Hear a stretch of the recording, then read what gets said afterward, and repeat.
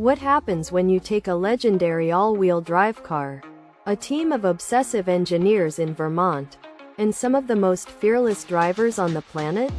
You get Subaru Motorsports USA, one of the most dominant rally programs in American history. Unlike many factory teams, Subaru's crew at Vermont SportsCar builds everything themselves.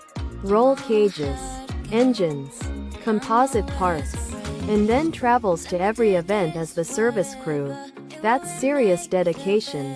When Vermont SportsCar took over team management in 2006, Travis Pastrana immediately delivered 4 consecutive national championships. The guy was basically unstoppable on stage. Then came David Higgins. The British champion stepped in and went on an incredible run. 8 titles in 9 years, including a perfect 2015 season where you won every single rally on the calendar.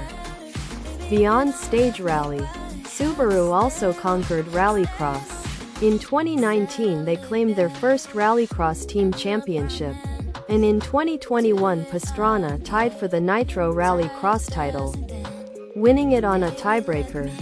Today, Subaru Motorsports USA is bigger than ever. Spanning stage rally, Rallycross, record attempts, and circuit racing, they didn't just win championships.